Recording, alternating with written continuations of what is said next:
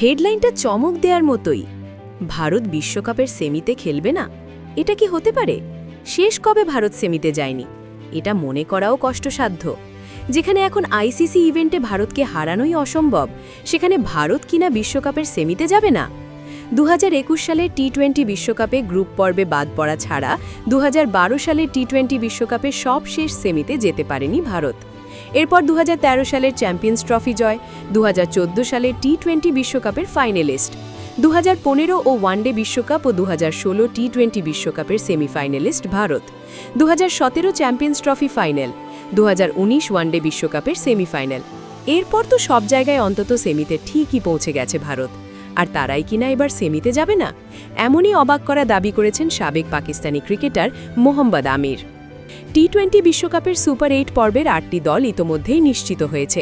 4টি করে দল নিয়ে 2টি গ্রুপ গঠন করা হয়েছে। গ্রুপ 1-এ জায়গা করে নিয়েছে ভারত, দক্ষিণ আফ্রিকা, ওয়েস্ট ইন্ডিজ ও জিম্বাবুয়ে। এই গ্রুপ থেকে সেমিফাইনালে উঠবে কোন দুই দল, এ প্রশ্ন ঘিরে চলছে জোর আলোচনা। পাকিস্তানের জনপ্রিয় টক শো হার না মানা হ্যাঁতে এই বিষয়ে মত দেন সাবেক পেসার মোহাম্মদ আমির। তার মতে ভারত শেষ পর্যন্ত সেমিফাইনালে জায়গা করে নিতে পারবে না। আমিরের এমন মন্তব্যে নতুন করে বিতর্ক ও কৌতূহল তৈরি হয়েছে ক্রিকেট অঙ্গনে। সেখানে মোহাম্মদ আমিরের সঙ্গে আলোচনায় ছিলেন সাবেক উইকেটকিপার রশিদ লতিফ ও সাবেক ওপেনার আহমেদ শেহজাদ। গ্রুপ 1 থেকে কোন দুই দল সেমিফাইনালে উঠবে, এ প্রশ্নে ভিন্ন মত দেন অতিথিরা। আহমেদ শেহজাদের মতে শেষ 4-এ জায়গা করে নেবে ভারত ও দক্ষিণ আফ্রিকা। অন্যদিকে রশিদ লতিফও ভারতকে সেমিফাইনালে দেখছেন, তবে তার মতে ভারতের সঙ্গে শেষ 4-এ উঠবে ওয়েস্ট ইন্ডিজ। শুধু তাই নয়, তিনি আরও মনে করেন সেমিফাইনালে চিরপ্রতিদ্বন্দ্বী ভারত ও পাকিস্তানের মুখোমুখি হওয়ার সম্ভাবনাও রয়েছে। তবে এই বিষয়ে ভিন্ন মত পোষণ করেন মোহাম্মদ আমির।